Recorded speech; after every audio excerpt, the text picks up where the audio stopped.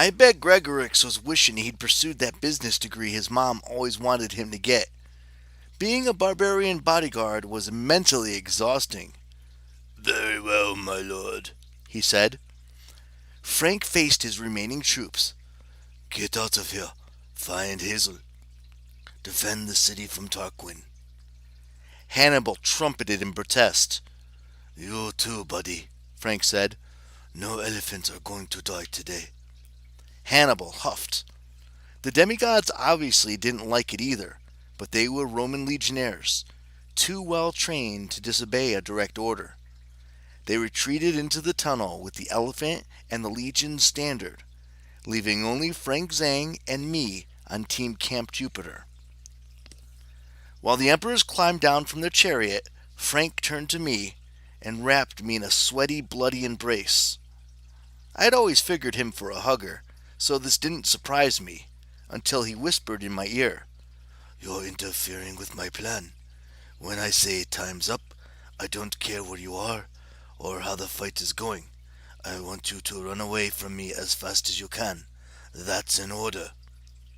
He clapped me on my back and let me go. I wanted to protest. You're not the boss of me. I hadn't come here to run away on command. I could do that quite well on my own. I certainly wasn't going to allow another friend to sacrifice his name for my sake. On the other hand, I didn't know Frank's plan. I didn't have to wait and see what he had in mind. Then I could decide what to do. Besides, if we stood any chance of winning a death match against Commodius and Caligula, it wouldn't be on account of our superior strength and charming personalities. We needed some serious industrial strength cheating. The emperors strode towards us across the scorched and buckled asphalt. Up close, their armor was even more hideous. Caligula's breastplate looked like it had been coated with glue and then rolled through the display cases at Tiffany's and Company. Well, he gave us a smile as bright and cold as his jewel collection. Shall we? Commodius took off his gauntlets. His hands were huge and rough, calloused as if he'd been punching brick walls in his spare time. It was hard to believe I had ever held those hands with affection.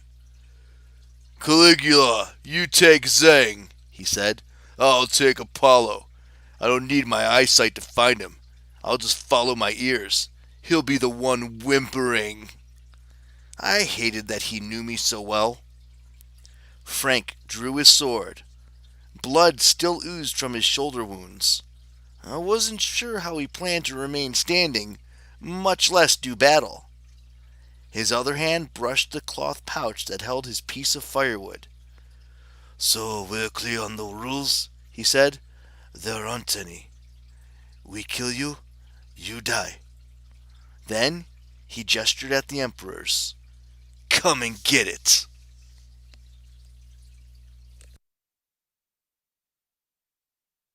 End of chapter 35.